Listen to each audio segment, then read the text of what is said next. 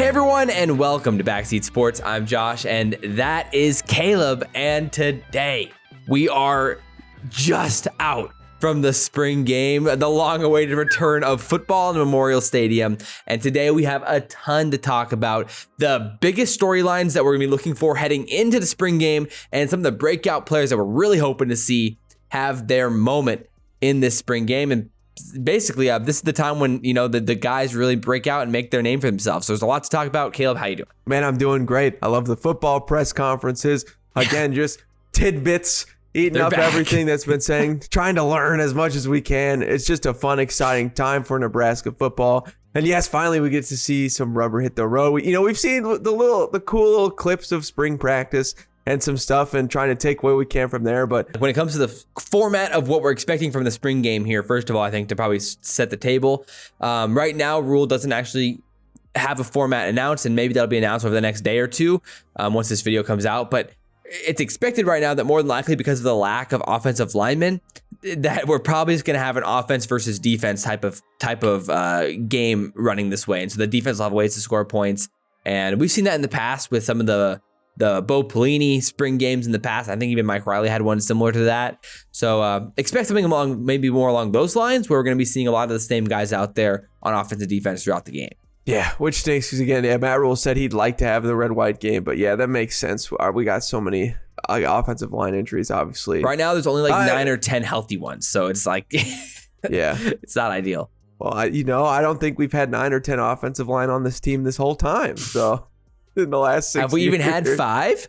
I don't think so. I don't think so. But yeah, so to start it off, I think the first real question and the big storyline that we're going to be looking to see is who emerges at wide receiver to replace Trey Palmer in that production that is obviously left behind in his wake. There's a handful of interesting options, obviously, with the transfer portal now. Guys like Billy Kemp, Joshua Fleeks come in, Xavier Betts returning to the team. So there's a lot of potential options there. What are you expecting to see in the spring game? From all the press conference of what we could gather, it seems like Billy Kemp is going to be, he's the for sure locked in starting wide receiver. Rule said he's even having to pull some of his reps back because, again, they kind of just know they're trying to get some of these other guys that stuff figured out. He did mention Alex Bullock and Tai Han as guys that he thought were doing a really good job. Obviously, since we know Xavier Betts, a lot of the guys at the press conference, the media have asked about Betts, but we haven't really, the answers have been, he's working really hard in the classroom to kind of get back. They've seen good things from him, but consistency and dependability. So I think, the fans are rooting for Xavier Betts as that goes along. What are you most interested in? I'm excited to see Kemp in the spring game because, again, that's the guy that we've heard the most about, and these coaches have kind of. And again, this is going to be his 6th season. Yeah, so he's a veteran coming from Virginia. He had over 1,400 total snaps at Virginia in his career. Yeah. And he was really productive in 2020 and 2021.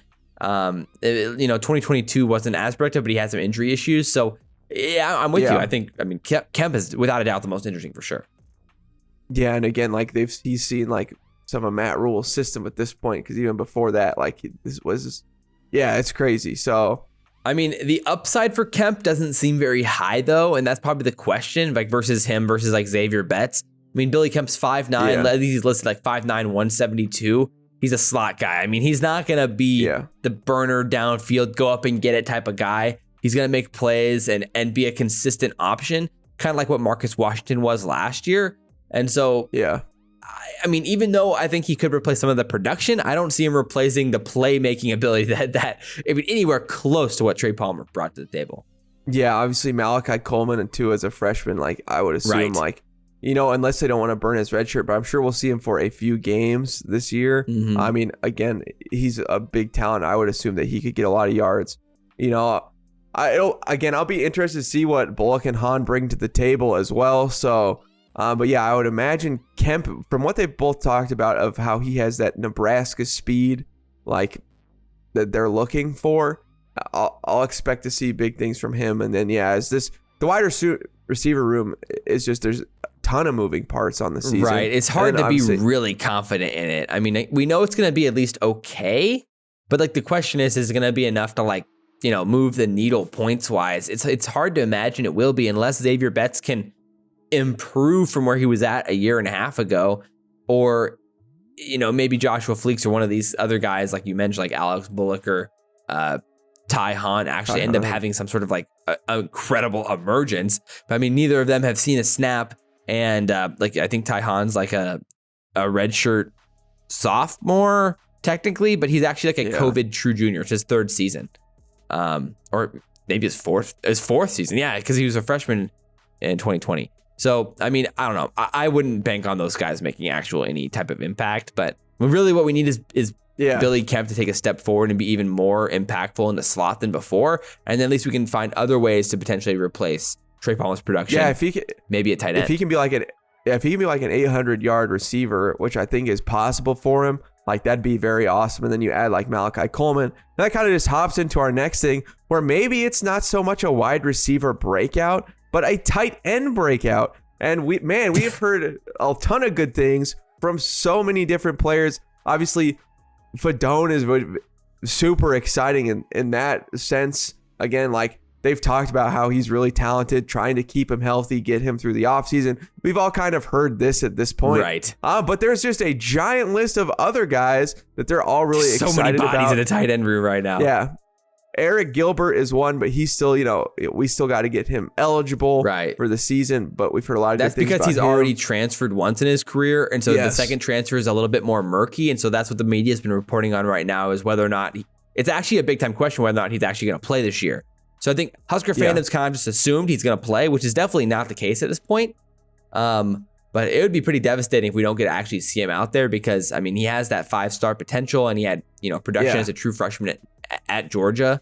So it's like, I mean, the potential's there. It'll be very exciting if you could get both Fadone and Gilbert on the field. And again, Rule's been saying like he wants to use the tight ends a lot of different ways. And we've seen that in practice as well. So that's Borkature. We've also heard good things about as well. Applegate, Bonner, Rollins, Lindenmeyer. I mean, it's just a long name. Yeah, Janaran Bonner switched from wide receiver to tight end earlier this spring. So he could be an interesting pass catching option, depending on, with the athleticism and breakout potential there. But yeah, it feels like a dartboard right now. So, I mean, I think the next thing, if we just want to stay on the offensive side of the ball, would then be, of course, the quarterback position and where we're at currently there. Since there's been injuries, obviously, right now, we've really only seen a handful of guys in spring, with Casey Thompson and Logan Smothers being out.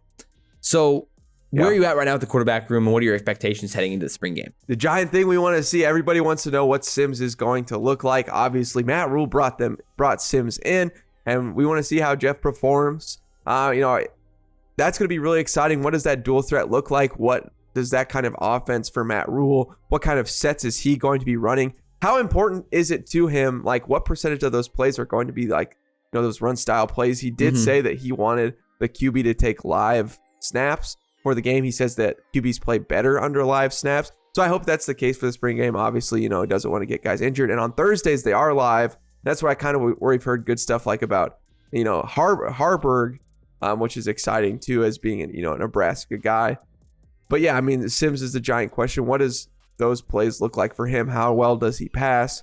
What does he move like? Yeah. And because again, like this is his time to make a case for himself while Casey Thompson is out. Like, again, when all eyes are kind of on him for this, if you can make a great impression, like, he might get the do you think there's any world where any of the other guys emerge? I mean, we saw that clip of Heinrich Harburg like lighten up. I can't remember. Was it Gifford maybe in like a practice block or something, just blowing him up, which was like so random. It's like, what is happening here?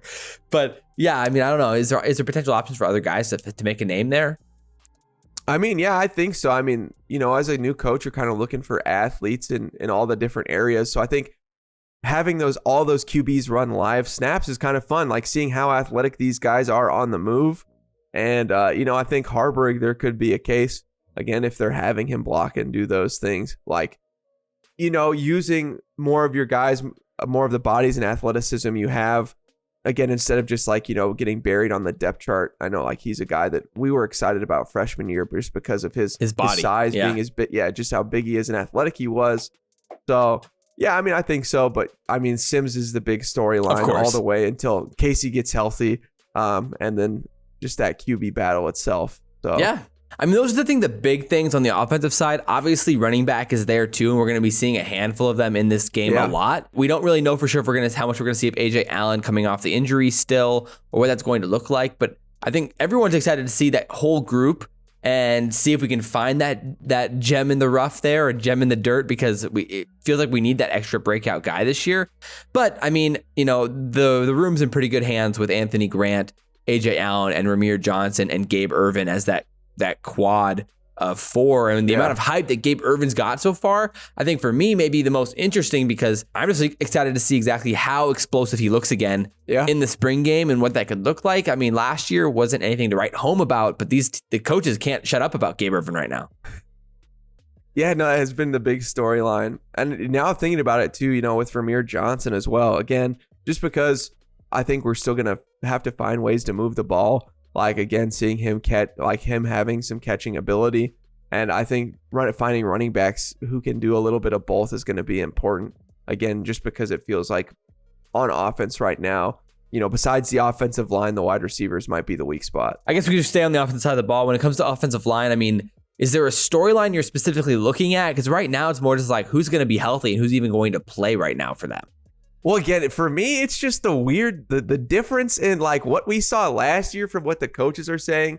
Again, maybe they know something that we don't. Matt Rule is way too confident right now. Yeah, I'm just like, from what I saw these last few years of just pure torture. Yeah, like for him to say like, oh, these are really good. Like, I get that they're big. They fit the mold, no doubt, of like NFL guys. Like, we get the right size talent. Like, these guys had 4 stars. Yeah, they were talented body types. Recruits. Yeah, like, but then saying like Bryce is like an NFL guy, like that's just hard when you saw what he's done these last few years. I mean, if he ends up being an NFL guy, they're miracle workers.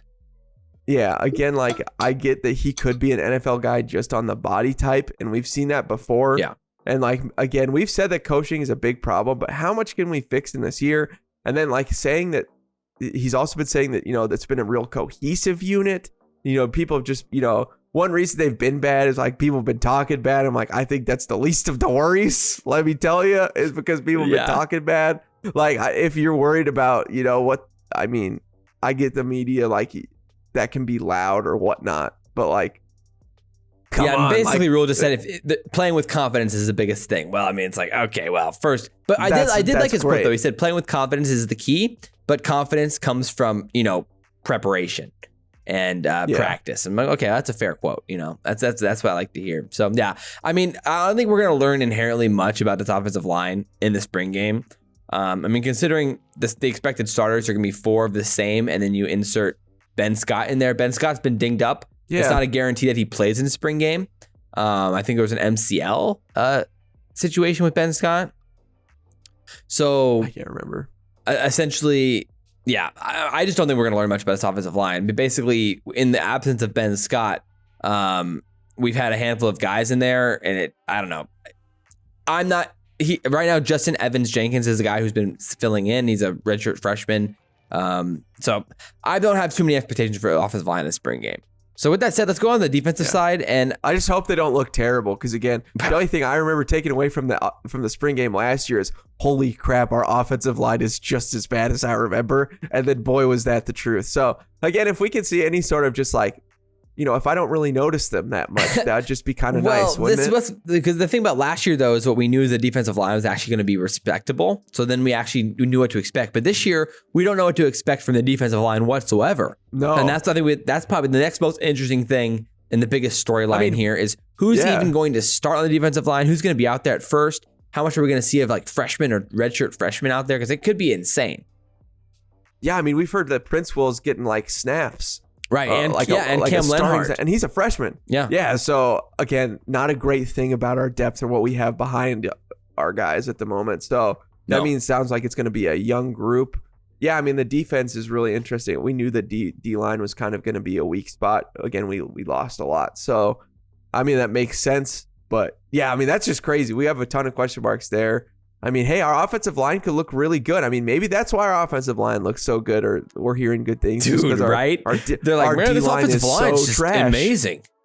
Like, oh no. Like, oh, well, no. Oh no. That might be the worst insult you could ever make to the defense.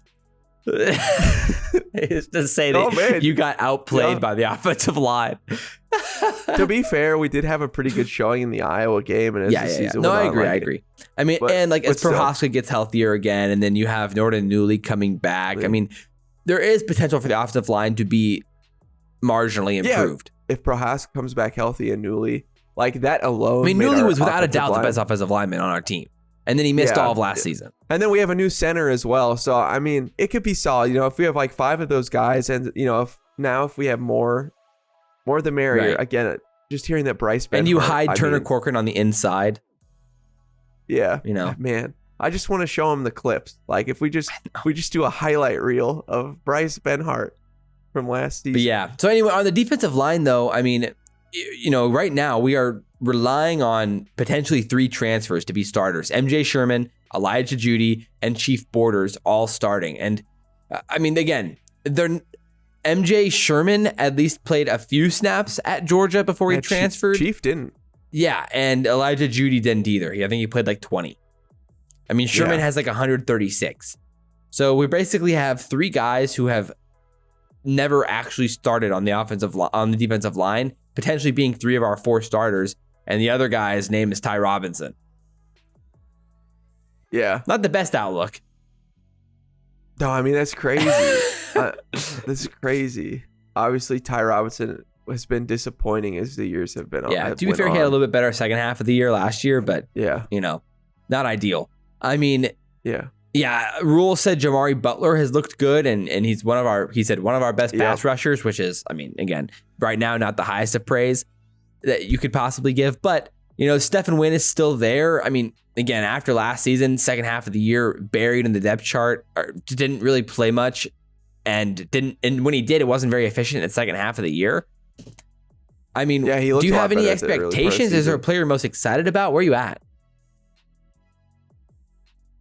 Yeah, I don't know. I mean, again, it's just so tough to tell. I mean, again, I'll be excited the spring game. Just hopefully we see like some big plays. Yeah. I mean, I think a little bit of burst off the line, maybe. Yeah, I mean, Chief Borders, yeah. I think for me, MJ Sherman is probably the most interesting just because he had the most snaps and graded out fairly well in the snaps he did play at Georgia, and it is Georgia. Yeah, 100%. So, yeah. I think without a doubt he'd be most interesting and who I'll be keeping my eye on. To get time on that defense is impressive. Like to get any snap. To even taking a snap on that literal godlike defense. So, I think for me it's MJ Sherman. They've been back-to-back champs for a reason. So, yeah, I agree with you 100%. Cool. Well, yeah. So, I mean, after that on the defensive side, there's actually not much else to really say. I mean, the linebacking core is what we know what we're going to get there. It's Luke Reimer, it's Nick Henrich. And then again, the other outside linebacker is either going to be Chief Borders or Jamari Butler. And so, you know, the linebacking core is pretty straightforward in the 3-4 situation. And then if we're running 3-3-5, then that's maybe the only other interesting aspect here for the spring game and storyline to talk about is what to expect if you're going to. Do you think we're going to see the 3-3-5 on display? Yes. And what are your thoughts so far on the outlook for 3-3-5? Yeah, I don't think, again, you know, we've kind of tried to hide stuff in the spring game with past coaches. But I think here, like, we're going to just want to get as much practice and live reps with it as we can. And we've heard that Miles Farmer has been playing that rover position a lot. Interesting. And I think, and he's like, you know, he said he really doesn't have any problem with it. But the only question is, like, he wasn't great tackling inside the box. And obviously it's like another linebacking position. And so I think finding a guy who's going to be able to hit well there is going to be interesting, again, as that's just kind of been a struggle. Right. I mean, like last year, Miles Farmer had 15 missed tackles and a 17% missed tackle percentage. So like basically sixth worst missed tackle percentage on the team and tied for most missed tackles on the team with Luke Reimer last year. And I mean, I think we saw that in games. He wasn't the Band-Aid we wanted. He was no JoJo Doman back there, you know, when it came to making tackles in the open field. But it does make sense in the coverage where, you know, he is right. And that's the thing about the rover position is that it forces you to play all over the field in zone and in man and in like cover 3 deep zones. So it makes sense for Miles Farmer to be there. He's also the most experienced in the secondary. 100%. So yeah, those things make sense. I think both of us kind of assumed originally that it was going to be Isaac Gifford going from nickelback. So I'm a little bit surprised that it's Miles Farmer, but maybe that's not decided yet, and potentially that could change as time moves on. So that's something to look for sure in the spring game, to say the least. I mean, maybe that they just want Isaac all the time. Maybe they want more of a ball hawk in that rover position. And then again, Isaac, just because he is such a good tackler, maybe you just move him to straight up linebacker and keep him there as like an outside linebacker, which could make a lot of sense too. But yeah, I definitely agree. I'll be excited to just see what this looks like. See who the rover position is, and just see how our defense is feeling about it. I think because it feels pretty evenly matched. Again, our secondary's kind of experienced, and then an inexperienced wide receiver core.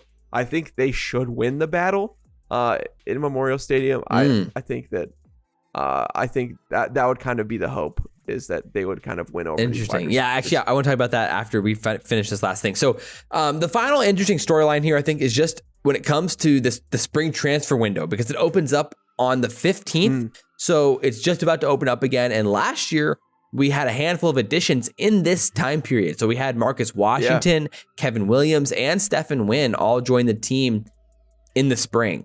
So when it comes to the spring game, it's crucial to identify kind of where we're at with depth and playmakers, where we could look for more help, and basically any other aspect to identifying the spring game, or for guys to transfer out if it looks like these guys have an obvious advantage in playing time or opportunities in the spring game. And that could cause some issues too for players trying to move on.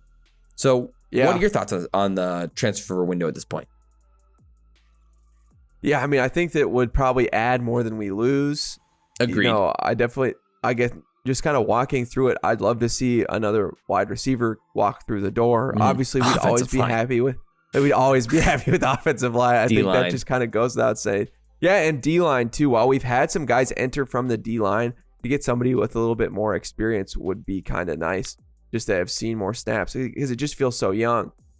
Yeah, no, definitely. Yeah, those definitely feel like the biggest spots where like we need people, especially some experience and or just talent. We just need some more talent, or again, because we just feel so young in those positions, and that's part of it too, with it being a first year. And then, guys that we're going to lose, that'll be really interesting too to see as that goes along. Again, just making sure we hold on to the guys that we need. Obviously, like making sure our quarterbacks stay happy and stay in the door. Yeah, exactly. Obviously, I'd want, because you want that quarterback battle with Sims and Casey to be the whole way. Someone like Darion Daniels would be ideal, just a nose tackle to like control line of scrimmage, a guy who has experience coming in, and is going to be a reliable, solid starter. That would be the blessing. I think the ideal situation for the defensive line. Obviously, it's unlikely that you find someone like that in the spring, but I'm going to keep my hopes up, to say the least. I mean, is there any player that you think is there any player that you'd be worried about potentially transferring at Nebraska or away from Nebraska, or is there anyone that comes to mind? I mean, maybe somebody in the running back room. I don't know who, but again, I think we've done a pretty good job from what we heard of getting some of the snaps. But again, there's just a lot of bodies. I hope that's not the case, because I think, as we know with football, again, running backs just so physical that we go through a lot of running backs in the season. Yeah, that makes sense. And then also, obviously, I think the only other potential guy would be like a quarterback battle situation. I mean, think about it though. Like with Casey Thompson, now that we're opening back up the spring portal, I mean, he's been injured. He's not playing. The new coaching staff, from his perspective, brings in their guy, Jeff Sims, and Jeff Sims gets to play the whole spring. I mean, I think there's a world where Casey could transfer. That's the one worry. I definitely, I really hope that doesn't happen, because I still think that, again, he wins the QB battle, I think, when he gets healthy, personally, but who knows? Right, but again, from Casey's perspective, though, it's his final season. Like, he needs this season to be incredible. He needs the season to be a grand slam to have any chance of playing anywhere next year. And so is it worth the risk to go into a quarterback battle all spring or all fall where you could lose it and then not play versus like going and transferring somewhere else to a smaller school and guaranteeing a start? Like, I don't know. Like, it could be like, I don't know, any of the mid Power 5 schools, the back end Power 5 schools where you could potentially go in and start right away. I mean, I think that's a legit decision and something to at least keep our eye on as Nebraska fans. Yeah. I guess too, like, he knows the offensive line situation. If he really does think it's going to get better, like, then I guess it's fine. But yeah, I don't know. I still think, man, I think he's a beast. I'd be really sad. So yeah, I think he's going to. So when it comes to the spring game, like, is there any expectation for performance, maybe position? If it ends up being offense versus defense, I mean, you already mentioned the corners versus wide receivers. Are there any other maybe matchups you'd be interested in seeing positionally? I hope the offensive line wins against the D line. If the D line is absolutely smoking them, I'd be really concerned. Not that I don't think our D line can't be talented, but just again, because they're so young. Like, our offensive line is so experienced, they should win. Agreed. But if they're not, if they're just getting obliterated, it's a giant red flag. Assuming that most of the starters are out there. Yeah. Yes, exactly. But still, hey, maybe Ben Scott's exactly what we need in that center position, though, and that can change the tide for us, which I think will definitely help. No doubt, but man, yeah. I mean, hey, if Newly's looking good and Proska's looking good though, so that'd be nice. That's fair. Nice. Well, dang. Obviously, everyone drop your comments down below and your expectations and anything or any player that you are really looking at here in the spring game. Your prediction for a breakout player in the spring game. We love to see it. But if you guys enjoyed the video, drop your comments down below. Like, comment, subscribe, share the video if you guys really enjoyed it. But as always, guys, I'm Josh. That's Caleb. This has been Backseat Sports. And we will see you next time. Go Big Red. Go Big Red.